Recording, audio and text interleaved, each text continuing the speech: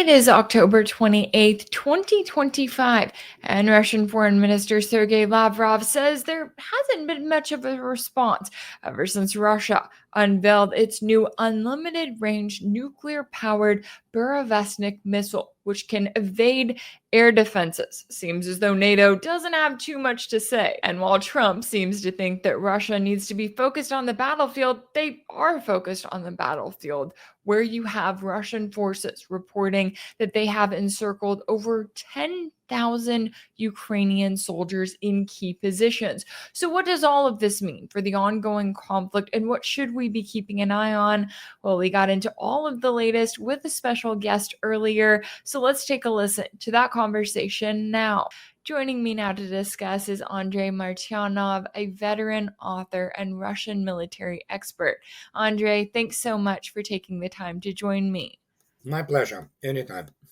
Always good to have you on the show. Now, I want to get your take on the latest here because I know that over the weekend, Russian military officials reported that Russian forces have around 5,000 Ukrainian soldiers surrounded near Kupyansk and another 5,500 near Pokrovsk.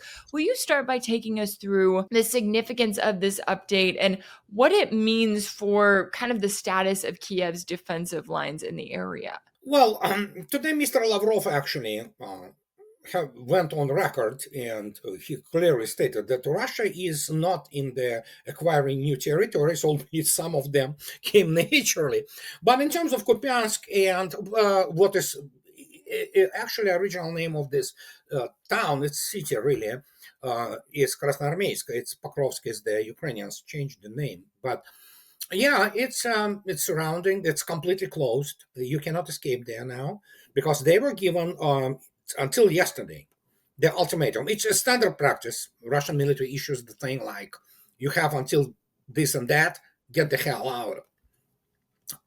Obviously, they cannot do that, and so they threw in even the this 155th separate brigade Anna Kievska, all this NATO equipment. Well, not much left of this brigade either. So, and yeah, it's significant in terms of that. It just further depletes what already is a horrendously undermanned units or formations of the armed forces of Ukraine. That is why, for example, they really decided to forego traditional division level planning, and operations planning, and they started to reorganize it in all those corps, things of this nature, which corps consisting now of brigades only, not divisions, because they are completely depleted, and Russians are not in rush to do anything about it. But of course, Kupyansk and Krasnoarmeysk will be liberated. Actually, for today,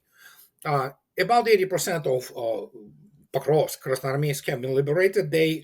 Those remnants are smashed into basically the wall of fire, which is now to the west of this. So they pretty much they have either surrender or be annihilated, and annihilation is ongoing as we speak. Same goes for Kupyansk. There are all kinds of stupid attempts to throw in battalion here and there, but they get stopped and then annihilated. And it's important in an overall picture, operational picture, but again, we should never forget the larger picture, the strategic and serious operational considerations, which are, of course, defeat of NATO, which already happened. It's just the matter of as I already stated, it was all for the last year, this game, give and take, and probing Trump, or if there are any professional realist people left in Washington D.C. And it was an arrangement phase. It was clear in 2023. It was clear that it was pretty much over. The issue was and still remains: how many more Ukrainian men and cannon fodder will NATO be willing to sacrifice, considering their level of cultural and professional and all kinds of levels of people who are in charge in the West. They won't mind to fight, as they said, to the last Ukrainian. The Russians stated, sure, we'll oblige. So I know it sounds horrible, but that's what it is. And when you look at the number of KIAs alone, and MIAs, which is pretty much KIA, 2 million on Ukrainian side, the kill ratios are staggering. 1 to 30, 1 to 25. It's slaughter, basically. Yeah, wow. And it is interesting too, because exactly as you're noting there, right? Russia's made it very clear this is not about territory. And NATO tries to play the game of, oh, well, Russia hasn't taken that much territory. Well, oh, yes, that's for now. That's up until, Kiev's military completely crumbles. And then you see a very different situation on the battlefield.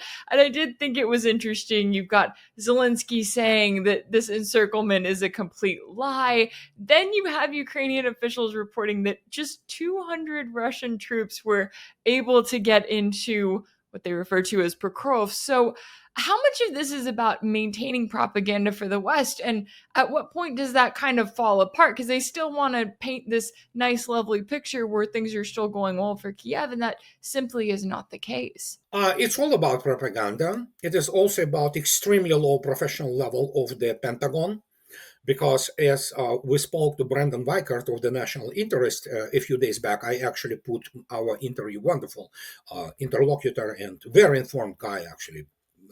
And he was a congressional staffer, and he confirmed basically what Russians know for a fact. Those people in Pentagon, they drink this Kiev Kool-Aid. They really believe numbers which are brought to them. Those few people of the real professionalism, military professionalism, who understand how operations work, how to develop the combat data, and to turn the data sets into the knowledge and situational and tactical awareness, they're far, few in between. And so when you look at those people, yeah, they believe that, they're like 36,000 of Ukrainians killed, Russians sustained. Remember Trump, 1.7 million. When you didn't study math, basic math, forget about, calculus, forget about the theory of operations, forget about all those things. If you believe that, then you shouldn't be in the military to start with, or for that matter, you shouldn't be the president of the United States. But it is all about spin. It is all about propaganda. The U.S. military and NATO in general have been humiliated on the global scale. Everybody, with the exception of large portions of the, let's say, European brainwashed population and some in the United States, the rest of the world can see clearly what is going on. So they go and sure, let them. Doesn't matter how they try to spin it. The only thing which defines everything always was, is, and will continue to be the situation on the ground. And in terms of the thing which evidently they don't like to teach in the military academies in the United States, or let alone in all those military vocational schools in Europe, that is the correlation of forces and means, and how it translates itself in the combat models. And that is why, for example, you can sit and say, yeah, we know approximately, obviously roughly, give and take. We don't have access to this highly classified combat data, which pours 24/7 from the low tactical level upwards to operational and into the general staff. But you can say, okay, we see what is going on. There are some, visuals, videos or audios which corroborate this or that. And then, of course, then the data which is official, which is a very high correlation between the exchange of the bodies between Russians and Ukrainians. And that is why the former State Department guy suddenly comes on the ABC Sky News in Australia, says, yeah, it's 1 to 35. Well, give and take. Yeah, that's pretty much. So this is really now, this is not easy for Russians, make no mistake. Russians still sustain losses, but they are minuscule. And it is all about basically, wiping out the ice. I know it will come across as extremely crude, but in the end, this is what it is. It's all about national security of Russia. They are wiping out the sperm bank of the Ukrainians. And once it's wiped out, then you know what's going to happen. And this is happening as we speak. Yeah. No, it's the reality of the situation that just is not discussed in the West. And No. it is notable to me too, because I know this is not the first time that we've seen Russian forces encircle Kiev's troops in an area and essentially form a cauldron around them. And I'm Yeah. curious about that too. How do you see the significance of this maneuver? And is there anything that Kiev can do to stop it before it essentially gets to the point where it's at right now, where it's too late? No, no, they can do nothing about it. I mean, they can throw in another whatever remaining combat-ready brigades. There is a stunning admission by Ukrainian military, which obviously is not discussed in Western media because it's stuffed with the morons, basically, who, wouldn't, as I already stated. But usually their numerical strength of any battalion in the world, in any army, it varies between 600 to 900 people, depending on type of the tasks, combat tasks, which are put forth for this specific battalion. It's always tactical task. It's not operational level, and so 600 to 900. Already by 2023, the battalions in armed forces of Ukraine were kind of hovering around 400 people, and now we know that's 120. What kind of battalion? It's a company. And so, yeah, they are reduced battalions to the size of company, and then suddenly they have the situation that Russians continue to move along the broad front. Russians are not in rush to just rush there and take something. No, it's all about killing the enemy. And so while you do this, you're obviously stretching more and more those forces. That doesn't matter. Ukraine simply has no personnel. They do not meet any kind of the recruitment targets because basically they kidnap people from the street, and because they don't have anybody, and so that will continue until they're completely just obliterated, and then Russians will move and take the great, as Mr. Lavrov stated today, expand buffer zone, and then that will be it. And whatever happens with Kiev regime, obviously this regime has to fall, and it will fall. After that, as Lavrov stated yesterday already, they said, well, yeah, we will recognize sovereignty, but it will be obviously recognition of the sovereignty of Ukraine on the Russian conditions. But that was stated since 2021 non-stop. Evidently, the West doesn't get the message because it is utterly unprofessional and utterly delusional. And that's what is happening right now. And who cares when they will crumble? They already basically, they say that they have like between 4 and 5 people holding about kilometer wide front. It's like, really? I'm sure. And again, Russians are not in rush. They are just clearing thing. It's basically a mop-up operation right now. Yeah, and I think that that's something that it's frustrating to watch the way that the West presents it, right? Because they act like as though if Zelensky is still standing, then that means he's got this strong government, and they don't seem to realize what Russia is actually doing with this war of attrition, and that it's not about Zelensky or his top advisors. It is about wiping out the Ukrainian military, for like the Kiev military as a whole. Now, when it comes to the Russian side, right, we're watching their recruiting numbers up, we're watching their production numbers up, and then you look over here at NATO, and I'm going, I'm trying to figure out how long they think this is going to last, right? What their plans are here, because they have a lot of talk about funding, but very little action. How do you view the position that NATO is in right now, and how much they are willing to give to keep this proxy war against Russia going? Europe cannot do that. Militarily, it's absolutely, well, I mean, you have people like this bank teller boy, Macron, who still thinks that, oh, yeah, we're going to go, just like, man. So Germany as economic power is done. It is the fait accompli. It's just a matter of how fast they will drain they'll circle the drain, because obviously you look attentively what is happening in Germany economically, it's catastrophe essentially. They're closing the plants, they lay off people, Volkswagen lays off people, they failed essentially they already gave up on the chemical industry, which was one of the locomotives of the Germany's development. So, and yeah, they will be killed economically, so is France, but no matter what, Macron and his so-called government does, it's a bunch of morons. Same goes to Starmer. These are people don't know how to run the 7-Eleven store because they are wide-board, dumbed down cretins with the political science degree and all that, and who, I mean, they have no relation to their real world, let alone none of them, including many of their military advisors, including from their general staffs, they are incompetent. I'm sorry, they are. As I already stated, in Russia, American journalist has become a meme now.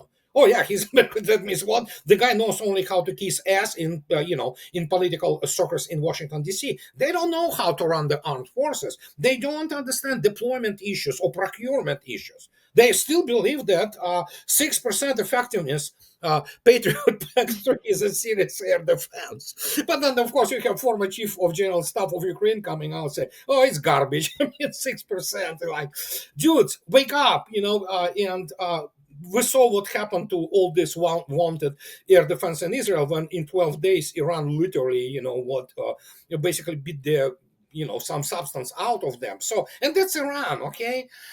And we have this everyday occurrences. People already kind of get there incentivized, with the whole thing going on. But I mean, and as horrible as it sounds, you look at everyday losses of the Ukrainian forces between 1,500, give and take, hovers between 1,400 to 1,600, this range killed alone. So you literally have this each time, each day, a single brigade of the armed forces Ukraine, or the force which would amount to a single brigade, reduced Ukrainian brigade, because real brigade is a 4,500, 5,000 people. But that's what their brigades are, 1,500 people, give and take.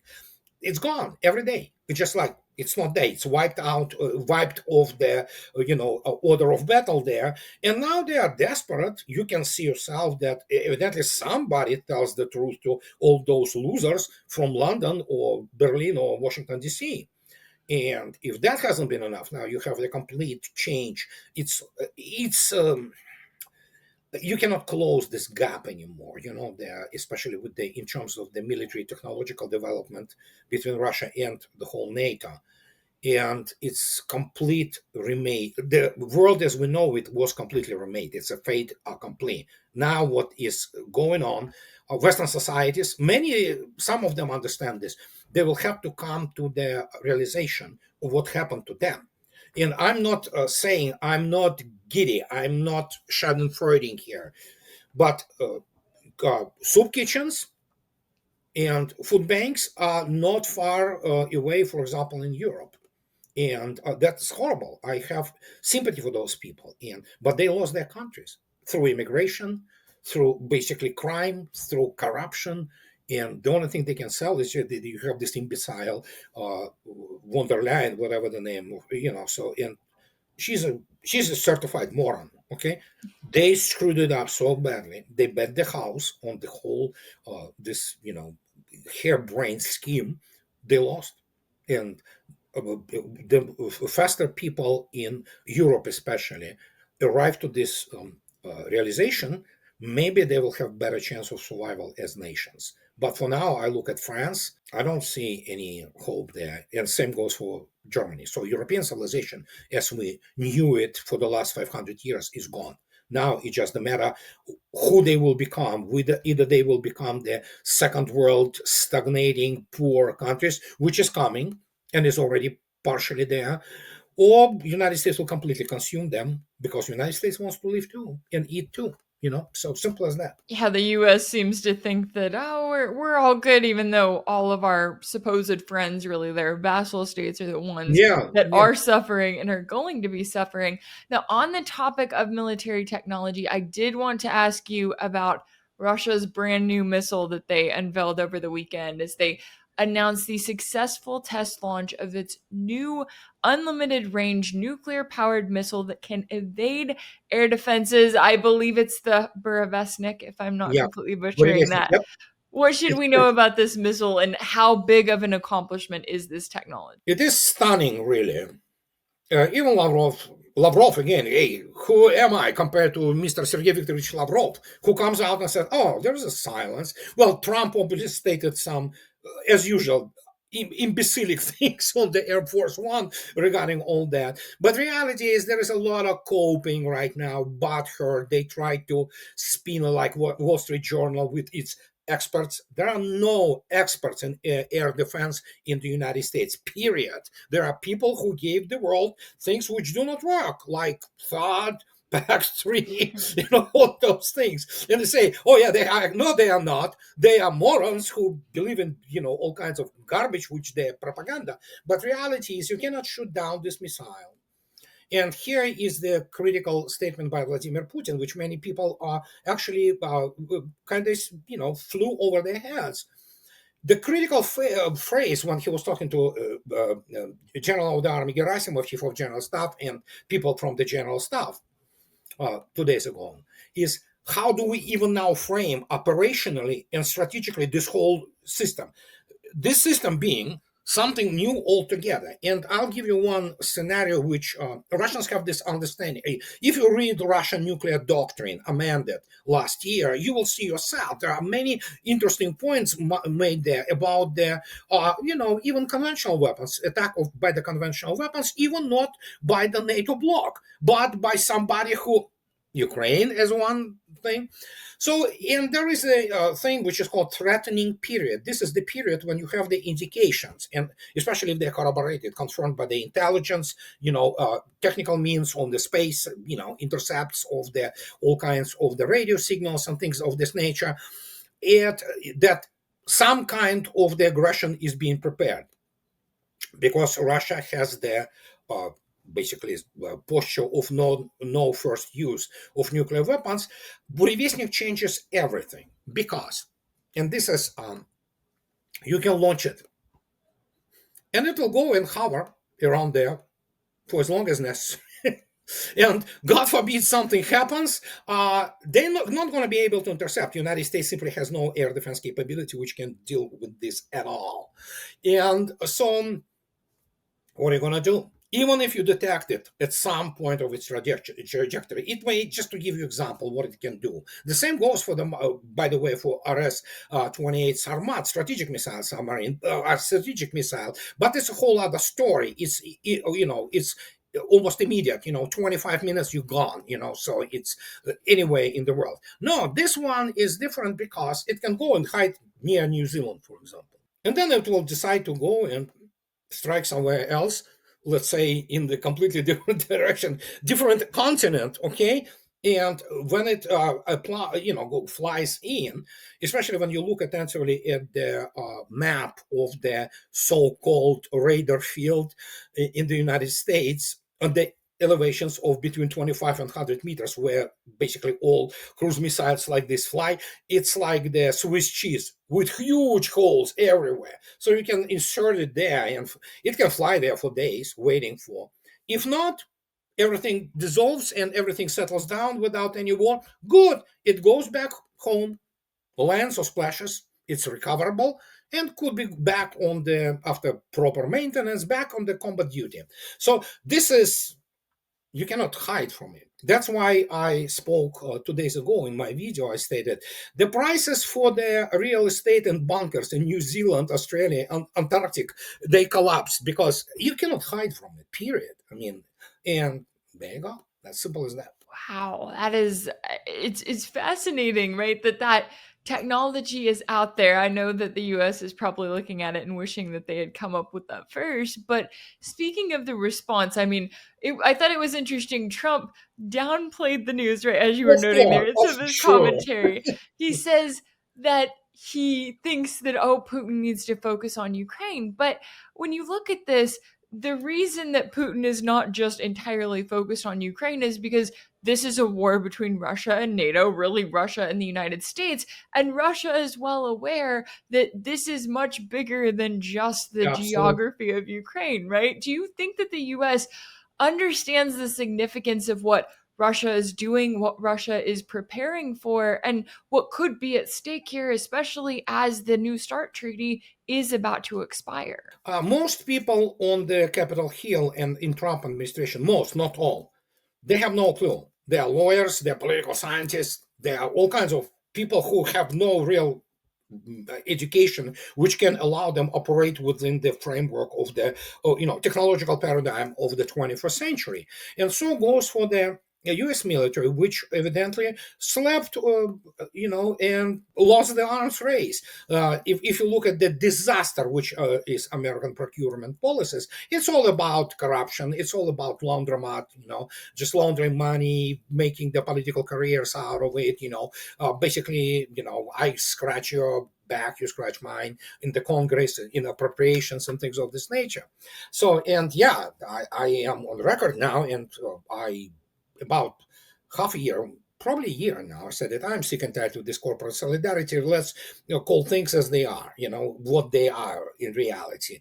They, is when I said that it's lost the arms race, it's not just lost the arm, it's lost the arms race by a knockout.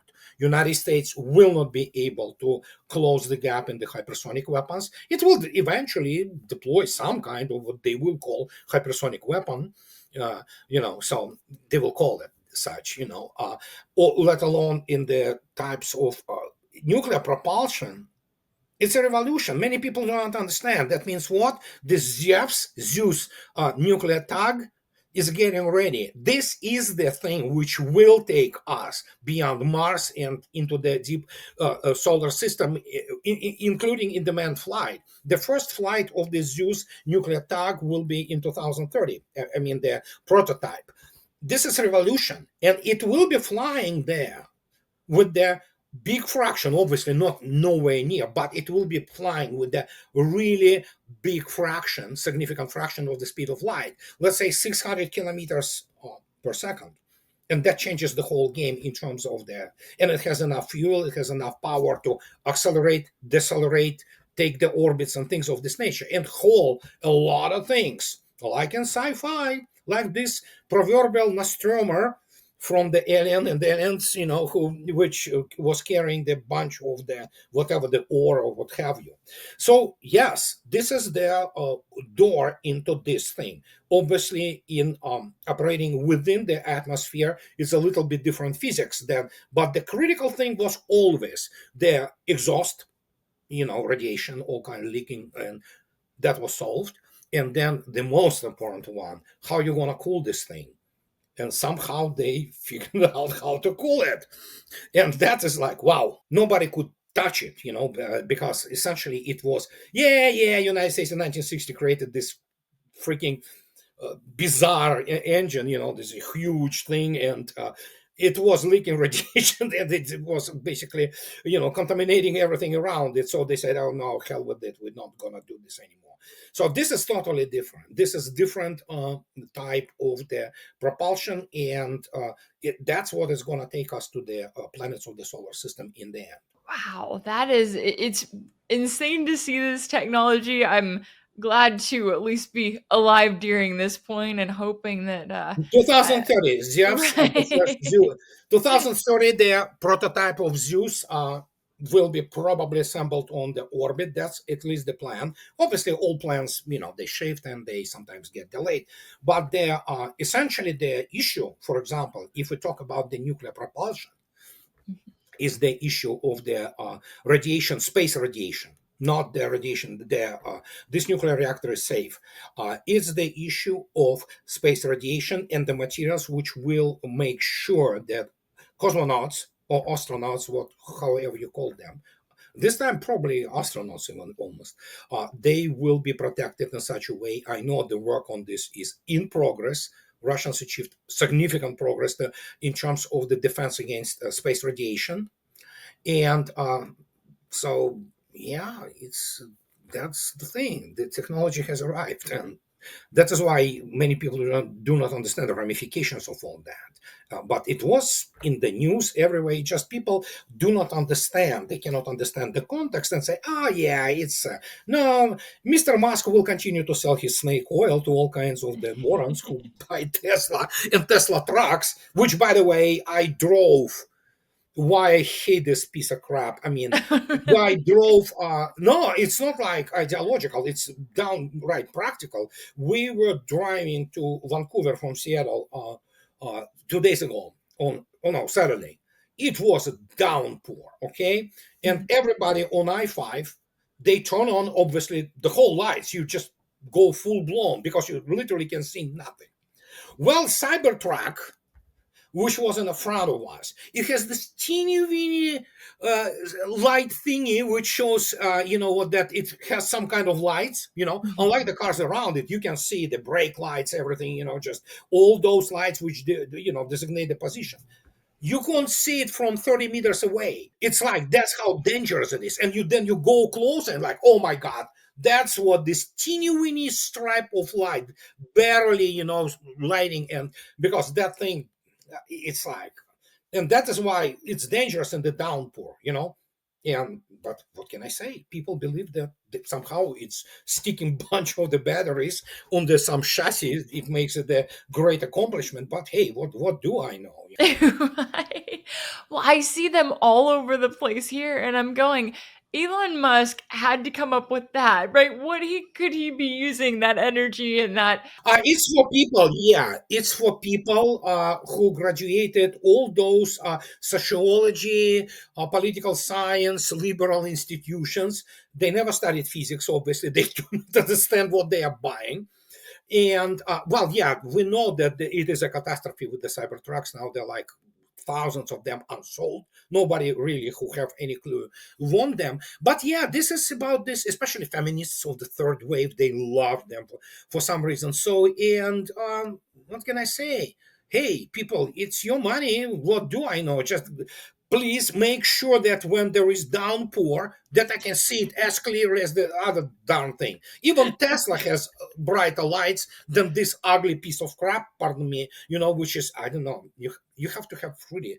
Yeah, and that's what we got today. We have this old snake oil being sold to people who really believe in all kinds of the fairy tales. They do not understand the technological issues and challenges to all that. They do not understand what goes into developing of those technologies, such as hypersonics, such as nuclear space propulsion, and the air propulsion, which works, which is safe, unless, of course, if it explodes, then yeah, you can count us out because it will be the start of the World War III. It carries, some people say, several hundred kilotons.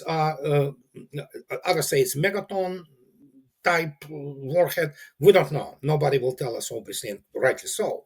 But what we know, it is an absolute breakthrough. Even Putin stated when he spoke to Gerasimov and his generals 2 days ago, he stated, like, many even good experts came to me and say, Vladimir Vladimirovich, this cannot be done. Well, it has been done. And how did they do it? Well, there goes. Wow, that is fascinating. And what a picture of where the US is at, what they're focusing on versus where Russia is at, and really what they're discovering and creating. And it really is also a picture of what's happening right now on the battlefield. I know that there is certainly a lot at stake here all around. And I always appreciate you taking the time to join me to break down the latest, to educate us on a few things here. Andrei Martyanov, a veteran author and Russian military expert, and you will not find him in a Cybertruck. Andrei, thanks so much for your time. My pleasure. If anything in this video resonated with you, be sure to like it, share it with your friends, leave a comment, and as always, don't forget to subscribe. And if you want to keep up with all of my work, make sure that you're subscribed to my page on Substack. That's rachelblevins.substack.com. That's where you'll find ad-free videos and new weekly episodes of my exclusive series for paid subscribers called Sanctioned. You can also check out Sanctioned over on my page on Patreon. That's patreon.com/RachelBlevins. As always, thank y'all so much for all of your support, and I'll see you next time.